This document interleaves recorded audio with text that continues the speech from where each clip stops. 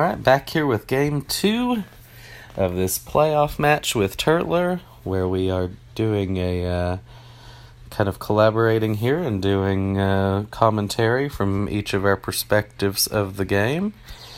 And I get to go first this time, and I'm the Enlightened champion, as he's the Makana champion.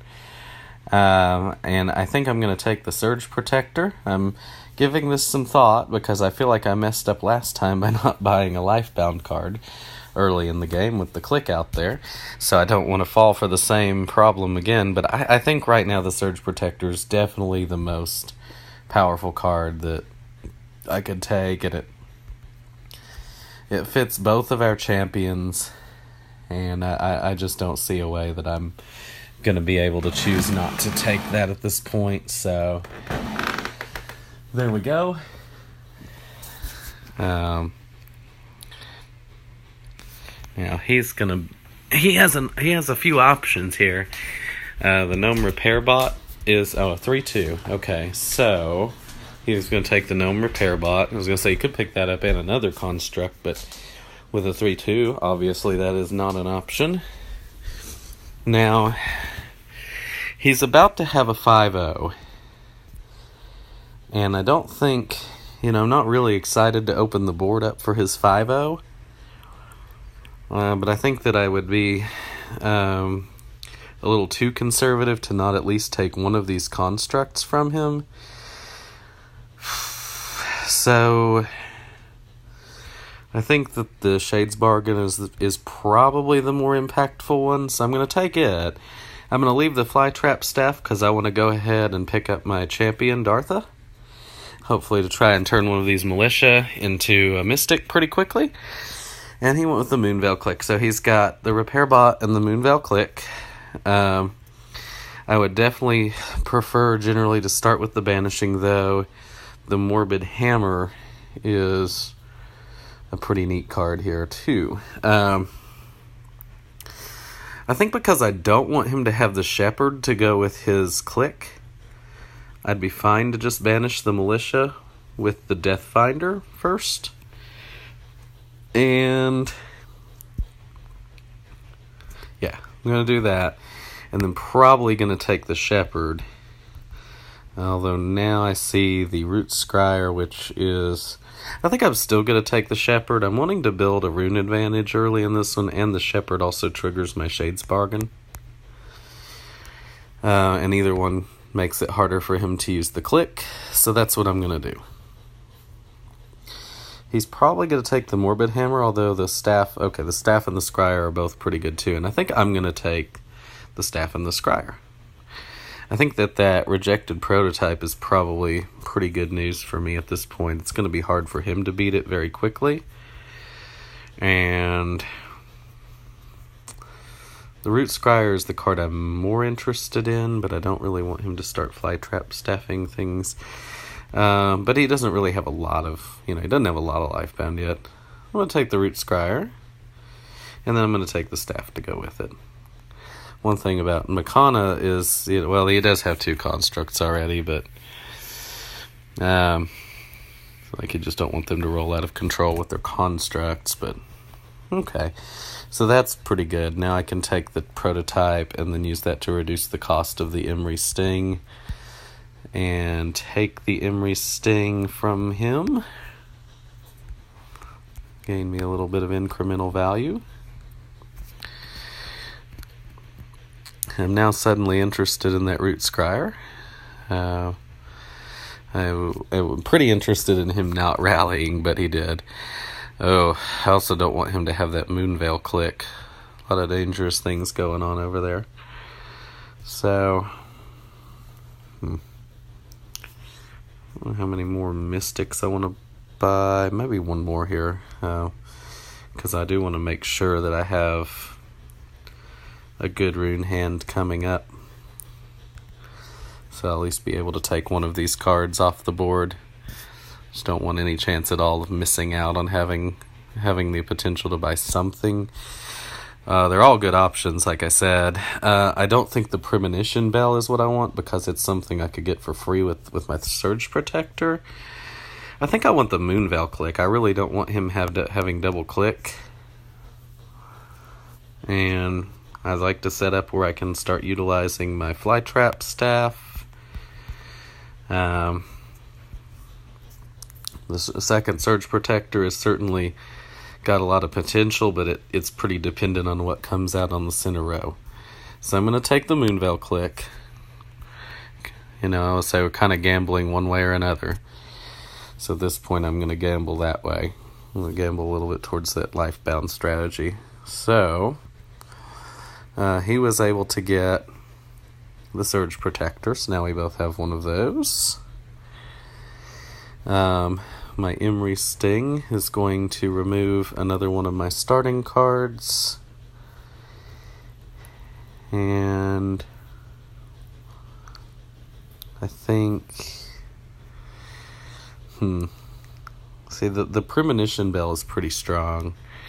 Deathfinder helps to reduce my deck size so that I can do more ridiculous things in the late game if the Premonition Bell doesn't come through. I could even banish the Dartha to buy the Premonition Bell. A lot of options there. So I think, or I could buy a heavy to beat the Deathfinder with my Dartha. I'm gonna take the Premonition Bell. I think it's just higher upside kind of card right now. So I have a Root Scryer still in my deck. I could put the Moonveil click on top if I beat the Thorn Charger and have a pretty good possibility of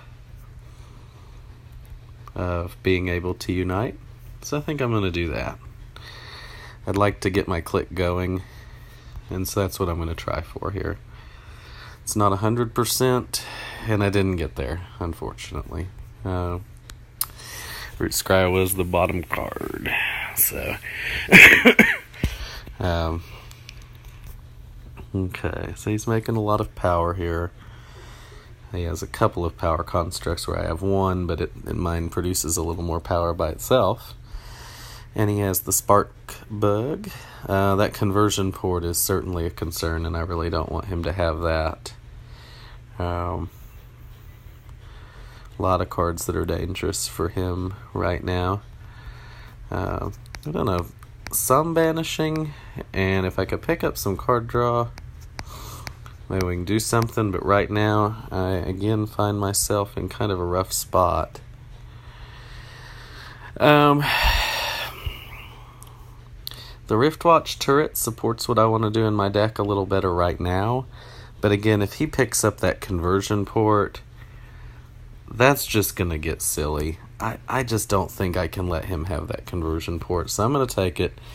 It's a little defensive, but I know too well how the rallies work with Makana and conversion port. Really, with any faction with 8 reputation and conversion port is really difficult to compete with. So this is why we take that card. He took the Genesis Capsule and rallied another Genesis Capsule, so that's a lot of honor going right into his deck right there. I could buy something that would trigger the Root Scryer, but what I really want to buy is the Emissary of Dawn. And I'd be fine to get the Riftwatch turret with my Surge Protector, so that's what I'm going to go for here. I really want to take that turret away from him for one thing, and I kind of want it to go with my Shades Bargain and Emery Sting. We're starting to run low on time, and I'm getting concerned here that I don't have a lot of exciting things going on. I need to build my reputation and then get my conversion port going, and then I have a lot of potential to still come back in this game. Okay, so now I can beat the Betrayed Templar if I copy anything that'll give me 2 power with the Premonition Bell, which probably might as well just be the Riftgate Courier. Gives me one more power. I don't really... I mean, I could Guide of Lost Souls for another heavy, and I'm not sure I really want another heavy that much more than I want the Apprentice.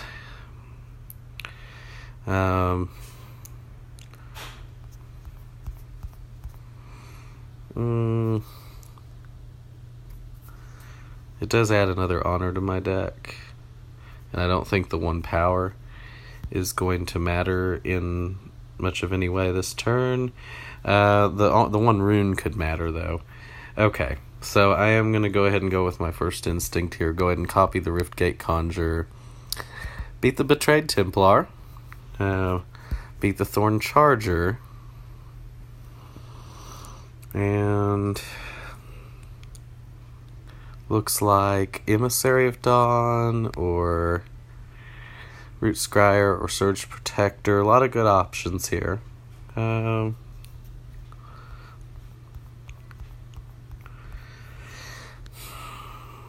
think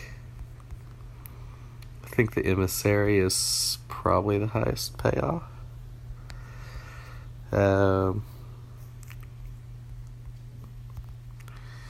Yeah, I'll put the Emissary on top. And I will take... Could take a Guide of Lost Souls to try to build up my... I think I need to, because then next turn my conversion port will be online. So that's what I'm going to do. Okay, so the hope here is that I can rally some stuff with my conversion port before the game ends, because he's again pretty far ahead, and so I really need just something huge to happen on this turn. I'm not as far behind as I was last game, but still behind. So I think what I'm going to do is I'm going to buy the Austere Sage with Rune, hoping for a bigger hero to hit with Emissary of Dawn. Didn't get it, so I'm going to go for the Rally Chain here rather than the Max Honor, because I think he's going to end the game next turn. So that's all I can do. And pretty sure it's not enough, so we'll just wait and see.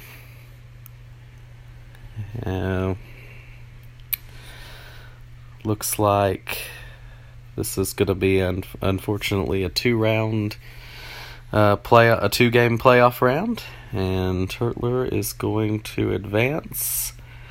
The good news is, hopefully, we got good video from both sides, and hopefully it was enjoyable to everyone involved. So it was good games. Good games, Turtler. Well played. The first game, I'm still kind of kicking myself and feeling like I kind of made some mistakes in the early turn or two. The second one just kind of spiraled out of control. He was able to pick up the repair bot on turn 1. The click, which didn't really do a whole lot, I think, for him, but he pretty quickly thereafter got a second construct. He picked up one of these pretty early, and got another, got his other construct, got his reputation up, and quickly, and got core, got his constructs on the board. Hit a couple of rallies, but nothing too huge. Was just buying kind of higher value cards and just getting all of these Clockwork Sentries. He was just making so much power every turn. Like I said, buying Makana constructs, so his deck value was fine. And he said, he won in deck value and in game value. Was really crushing me in the in-game value by just defeating whichever monsters he felt like beating. My Surge Protector that I got on turn 1 did some neat stuff, but wasn't really quite good enough. So probably, maybe could have played it better, but